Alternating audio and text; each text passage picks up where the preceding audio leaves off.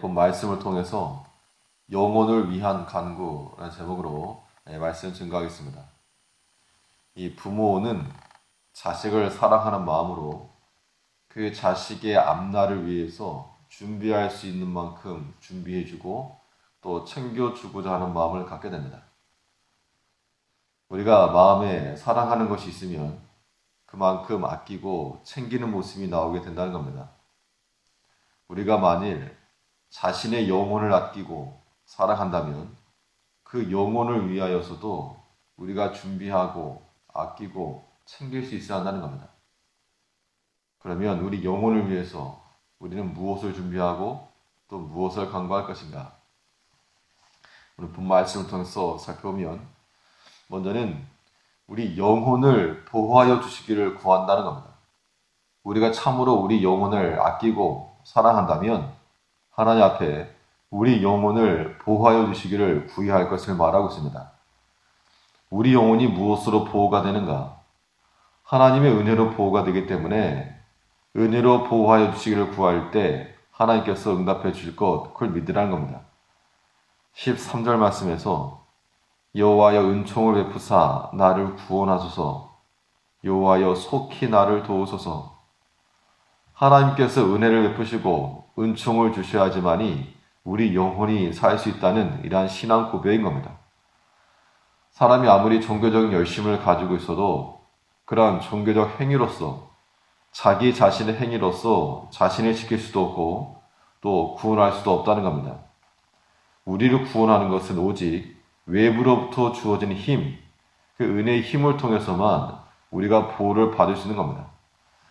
오늘 본문에서 하나님의 은총을 구하고 하나님의 긍휼을 구하였지만 이 시편 기자의 상태가 어떤 상태인가 하면 바로 앞에서 어떤 일이 있었는가? 9절에서 10절을 보면 내가 대회 중에서 의의 기쁜 소식을 전파하고 주의 의와 주의 성실과 구원과 주의 인자와 진리를 말함에 있어서 내가 숨지 않고 은희하지 않겠다. 즉 많은 사람들 앞에서 하나님을 높이는 이러한 신앙적 행위가 있었다는 겁니다. 그럼에도 불구하고 지금 그가 더 하나님의 긍휼을 구하고 있죠. 왜냐하면 자신의 그런 행동이 자신의 영혼을 지키지 못함을 고백하고 있는 겁니다.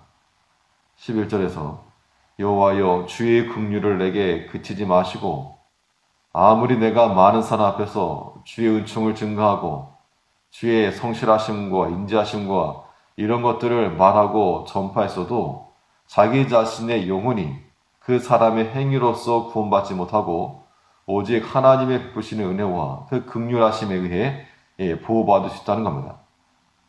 우리가 나의 행동보다 하나님의 은총이 있어야지만 살 수 있다는 걸 고백을 가지고 우리 영혼을 아끼면 하나님 앞에 은혜로 보호해 주시기를 구해한다는 겁니다. 내 영혼을 보호해 주시고 은혜로 붙들어 주시고 또 항상 보호해 주시기를 구한다 그랬습니다. 11절에서 여호와여 주의 긍휼을 내게 그치지 마시고 주의 인자와 진리로 나를 항상 보호하소서. 하나님의 은총이라고 하는 것이 단회적으로 끝나지 않고 지속하여 주시기를 구하고 있는 겁니다. 항상 보호하소서. 지금도 이 마귀는 믿는 자녀들을 하나님의 백성들을 넘어뜨리려고 호시탐탐 기회를 노리고 있다는 겁니다. 하나님께서 우리를 잠시라도 보호하지 않으시면 그 순간 와서 우리를 무너뜨리는 것이 사탄의 전략이므로 하나님께서 항상 우리를 보호해 주시기를 구해야 되는 겁니다. 어제 귀순했던 사람의 영상을 보니까 북한군에서 경계가 느슨한 틈을 타서 빠져나왔다는 그런 보도를 봤습니다. 이것이 그 사람 입장에서는 그게 잘된 것이었지만 또 그 반대로 적군이 만약 침투해 들어오는 그 루트였다면 그들에게는 하나의 큰 손실이었을 겁니다. 하나님께서 만약 우리를 지키시고 또 경계하시는 것이 소홀했다면 마치 사탄이 이와 같이 우리에게 침투해 들어와서 우리를 해집고 다녔을 거라는 겁니다. 그런 상황에서 우리가 우리 영혼을 생각하고 아끼는 마음으로 하나님 앞에 구하기를 은혜로 보호해 주시고 또 항상 지켜주시기를 구해야 한다는 겁니다. 우리의 종교적 행위가 우리를 구하지 못합니다. 하나님께서 우리를 돕지 않으시면 한순간이라도 우리가 제대로 설 수 없음을 고백하고 바로 고백해야 한다는 겁니다. 이것은 우리 자신의 영혼뿐만이 아니라 우리 자녀들과 우리 형제들의 영혼까지도 살펴보아 주시기를 구하는 그러한 기도가 우리 가운데 있어야 됩니다.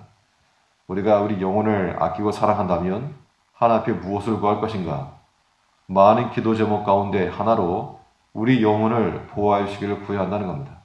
하나님 은혜로서 보호하시고 항상 보호하여 우리 영혼이 손상함을 입지 아니하도록 구하는 우리가 되어야 될 것이고, 또 우리가 우리 영혼을 아끼고 사랑한다면 무엇을 준비하고 또 무엇을 구할 것인가? 우리 마음이 요동하지 않기를 구해야 한다 그랬습니다. 마음이라고 하는 것과 우리 영혼이 서 연결되므로 이 시험의 때라도 요동하지 않기를 구해야 됩니다. 12절에 보면 무수한 재앙이 나를 둘러싸고 나의 죄악이 내게 미침으로 우러러볼 수도 없으며 죄가 나의 머리털보다 많으므로 내 마음이 사라졌음이니이다. 여기서 마음이 사라졌다라고 하는 것은 용기가 다 없어졌습니다. 그 말이고, 또 하나님 앞에 담대하게 서 있던 그 마음이 사라져버렸기 때문에 그 앞에서 대회 가운데서 하나님을 증거하고 주의 성실과 구원과 인자와 진리를 증거하던 그 마음이 다 없어지고 사라져버렸다 그 말입니다. 그런 담대한 마음이 있을 때는 조금도 두려움 없이 주의 의를 증거했는데 그 마음이 사라져버리니까 무수한 재앙이 나를 두르고 그런 재앙들 때문에 그 하나님 앞에 담대했던 마음들이 다 없어지고 말았다는 겁니다. 우리가 이 믿음이라고 하는 것이 온실에서 자라는 믿음이 아니라 현실에서 자라는 그러한 믿음이 되어야 됩니다. 그렇기 때문에 때로는 무수한 재앙 앞에서 여러 가지 시험 앞에 우리 믿음이 도전받는다는 겁니다. 그럴 때라도 우리 마음이 흔들리지 않고 요동하지 않고 주 앞에서 이게 담대한 마음이 사라지지 않기를 구해야 한다는 겁니다. 이것이 우리 영혼을 위해서 준비하는 겁니다. 우리의 마음이 흔들리게 되면 갈등하게 되면 이 오판하기 쉽다는 겁니다. 그래서 굳세지 못한 영혼이 되고 마는 것인데, 우리가 시험의 때라도 이 말씀으로 이겨낼 수 있도록 아무튼 마음에 갈등이 생기지 않아야 됩니다. 갈등이 생기면 거의 90% 이상은 우리가 육신적으로 기울어질 수밖에 없는 겁니다. 우리의 길은 오직 하나의 길만 놔두고 선택지가 하나라면 고민할 것도 없습니다. 세상의 것은 이미 불태워버리고 오직 하나님께로만 향하는 그 선택지를 붙들고 갈등하지 않고 굳센 마음 가지고 나아가야 됩니다. 또 우리가 죄의 미혹에 요동하지 않기를 구해야 됩니다. 12절에 보니까 나의 죄악이 내게 미침으로 내가 우러러볼 수도 없으며 죄가 나의 머리털보다 많으므로 내 마음이 사라졌음이니이다. 나의 그 담대한 마음과 평안의 마음이 사라진 이유가 무엇인가? 죄 때문이란 것이죠. 수많은 죄가 내 마음에 있고 또 나의 너무 넘쳐가지고 머리털보다 많다. 바꿔 말하면 죄라고 하는 것이 죄가 나를 덮은 결과로 우리 영혼이 약해졌다는 것인데, 죄가 오기 이전에 우리가 미리 보호를 해야 한다는 겁니다.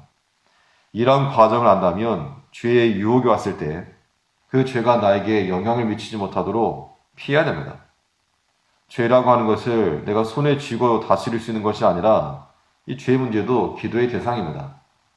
그러므로 우리가 내 힘으로 이길 수 없다. 아무튼 내 힘으로 할 수 있는 것이 없음을 알고 주께 구하여 우리 영혼을 은혜로 보호하시기를 구하고 항상 지켜주시기를 구하고, 또 시험의 때라도 우리 마음이 요동하지 않고 말씀을 굳게 서기를 구할 것이요, 여러 죄의 유혹과 미혹 앞에서도 그 우리 마음이 갈등하지 않고 오직 주의 것만 선택하여 나갈 수 있는 그러한 것을 구할 때, 그때 우리 영혼이 안전하게 서 나갈 수 있을 거라고 하는 겁니다. 우리 영혼이 굳건하게 서야지만이 우리가 하나님의 나라를 경험하게 되고 하나님의 즐거움으로 살아갈 수 있는 겁니다. 우리가 바로 서고 우리 자녀들과 우리 모두 형제들과 우리 온 믿음의 공동체가 바로 서기를 구할 수 있는 굳건한 굳센 믿음의 영혼들이 되어야 될 줄 압니다. 기도하겠습니다.